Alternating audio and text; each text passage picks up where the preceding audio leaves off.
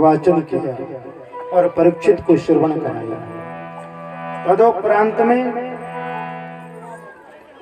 आगे चल कर के गिरिराज उद्धरण के बाद में कथाओं को बढ़ाया और वरुण लोक से बाबा नंद को छुड़ा के लाए, क्योंकि एकाएक 2 बजे रात में चलेगा जमुना जी में स्नान करने, और वरुण के वहाँ महाराज वरुण के दूध थे तो बाबा नंद को पकड़ के ले गए जाकर के, भगवान वहाँ से छुड़ा के लाए। कथा लंबी है, बोलो राधे राधे। इसके बाद में अब आता है महाराज।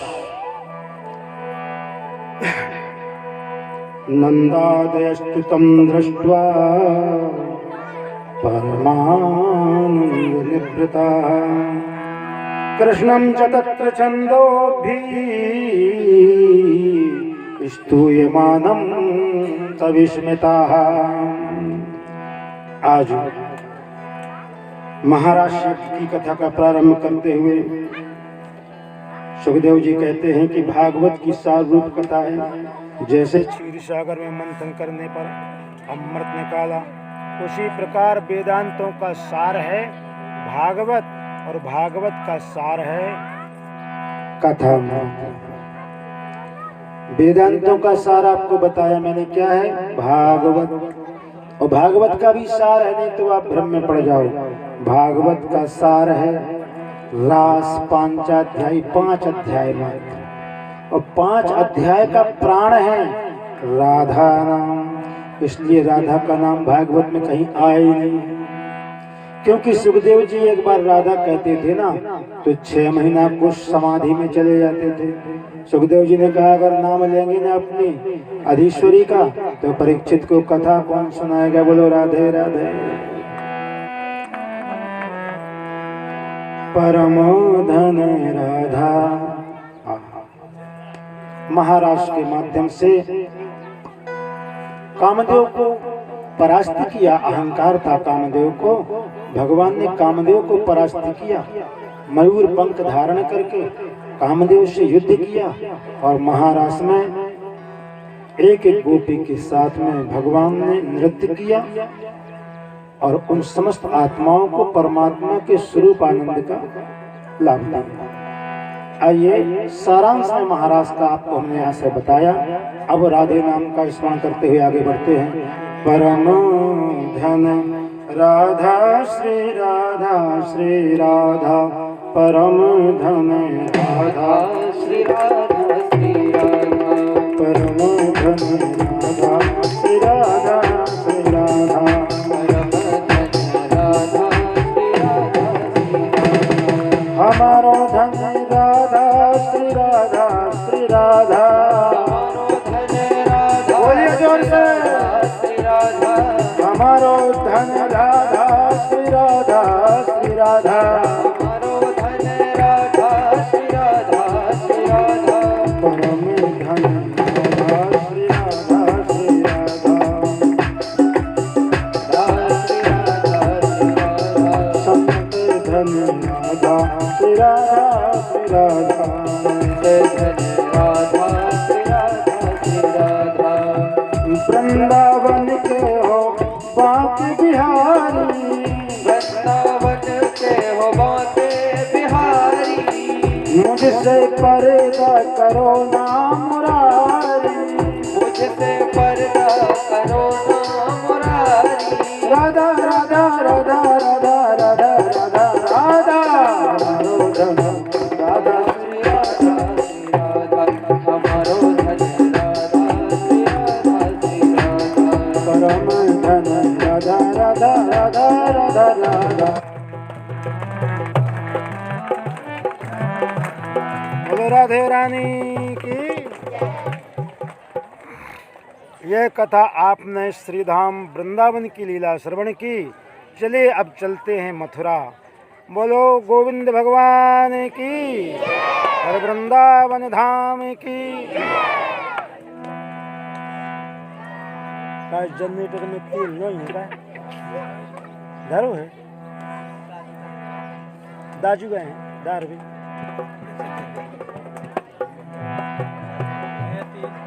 है।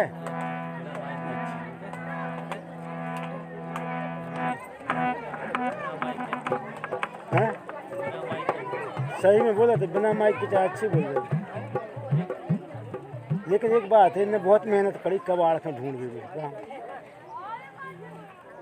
बहुत मेहनत करी, कबाड़ मिलता। करो मोटर चालू करो।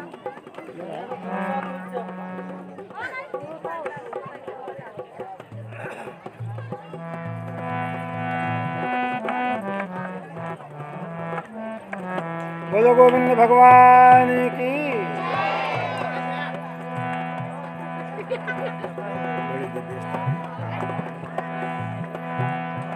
राधे राधे।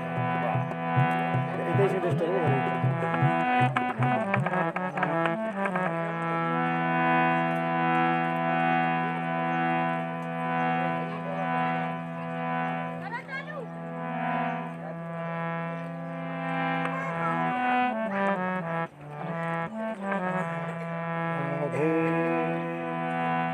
कदू लाइट आ गई भैया से, कदू लाइट आ गई।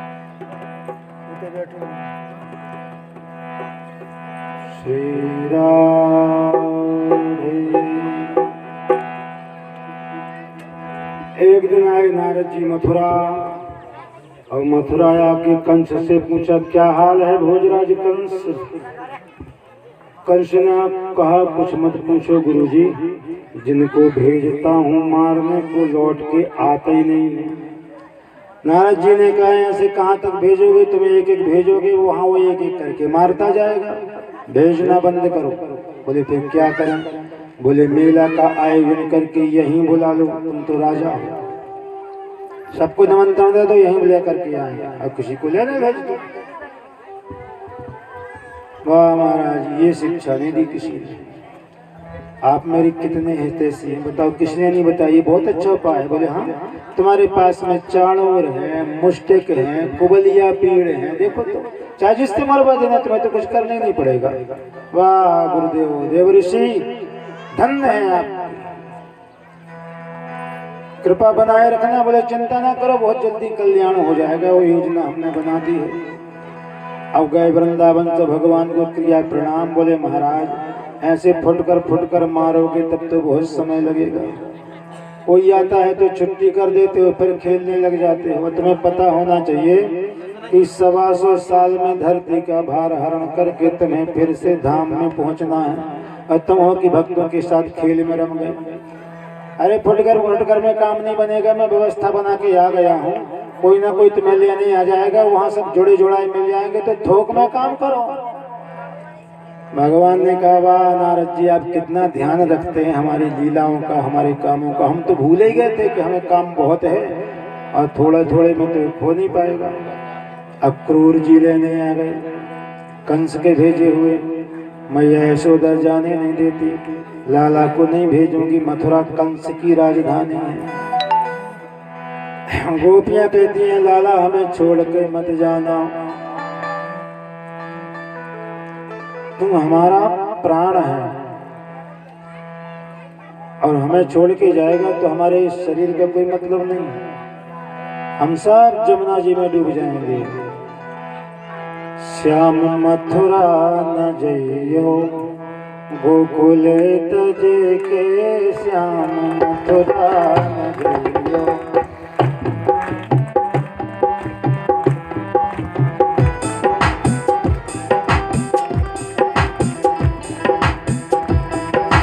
मथुरा न जइयो, गोकुल तज के, श्याम मथुरा न जइयो, गोकुल तज के,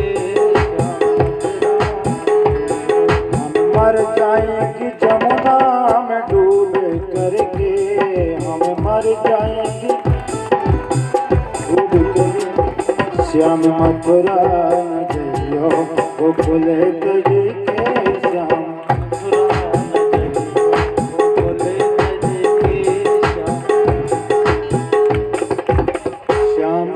हमें छोड़ के मत जाना। भगवान ने कहा कि जाना तो मुझको है, ये मुझको बहुत मन में लग रहा हो कि मेला देखूंगा, मामा जी को पहली बार बुलाओ आओ तो मामा जी से भी मिल लूंगा। चिंता मत करो, आज गया कल रोका परसों वापस। कन प्रकार गोपियों ने जाने दिया। सास दिया, ढास दिया और कन्हैया को लेके अक्रूर जी गए तो अक्रूर को ही भली भली कह डाली। अक्रूरश्चितमक्रूरः, क्रे अक्रूर, तेरा नाम तेरे माता पिता ने बहुत गलत रखा है, तेरा नाम तो क्रूर होना चाहिए। तो इतना क्रूर है, इतना निर्दयी है कि हम सबके प्राण धन लेके जा रहा है, तुझे हम पे दया नहीं आई। अक्रूर को भला बुरा खूब कह डाला। अब कृष्ण लीला, कृष्ण गए तो कृष्ण की लीला करने लगी गोपियां। जीवन का सहारा कृष्ण की लीला निकाली ली और उसी में रमण करने। कन्हैया गए तो कालिंदी के अंदर अक्रूर जी को बोध देने के लिए जमुना के जल में दर्शन कराया। अक्रूर को बोध हो गया कि ये ब्रह्म है, परमात्मा है, कंस कुछ नहीं बिगाड़ सकता इनका। आगे जैसे मथुरा पहुंचे और जैसे ही छकड़ा से उतरे, कन्हैया ने कहा बाबा बाबा हम तो घूम भी जाएंगे मथुरा। बाबा नंद ने कहा देख ले भैया, पूरी गाड़ी से नहीं उतर पाओ, वो कह रहा मैं मथुरा घूम भी जाऊंगा, न जाने कितने से झाड़ा। और ये वृंदावन नहीं है और गोकुल मथुरा है, मथुरा कहीं नहीं जाना है। हाँ हाँ। कन्हैया ने दाऊ जी से कहा दाऊ जी बाबा नंद को संभालो, घूम तो जाना। दाऊ जी आए, बोले बाबा बाबा भाई तो कल लाला पे विश्वास नहीं, तो मुंह पे तो विश्वास है, तू चिंता मत कर, मैं जाको हाथ पकड़ के रखूंगा और मैं घुमा के ले आऊंगा, तो बिल्कुल निश्चिंत रहे। बाबा ने कहा देख बलराम, तू पे तुमको विश्वास है बेटा, प्रजा पे को विश्वास ना है कि जब का कर बैठे वो कितने से झगड़ा लड़ाई करेगो, कितने से झगड़ा कर बैठेगो। बोले चिंता मत कर, हाथ पकड़ के रखूंगा। भ्रमण करने निकल गए। थोड़ा सा समय था सूर्यास्त में, मध्याह्न का समय था, भ्रमण करने निकल गए। जैसे गए सामने से आते हुए एक धोबी जी मिले और जो धोबी जी को देखा तो वो राज के वस्त्र लिए हुए थे, बड़े सुंदर सुंदर वस्त्र थे, चटकीले भड़कीले। अब ग्वाल वाले संग में ग्वाल वालों ने कहा लाला तूने बताया नहीं कि जी हमारे सगे मामा है, बता अब तेरे मामा के यहाँ जाएंगे तो तेरा मामा क्या कहेगा, देखो तो तुम्हारे मित्रों की ये फटी चढ़ादत है।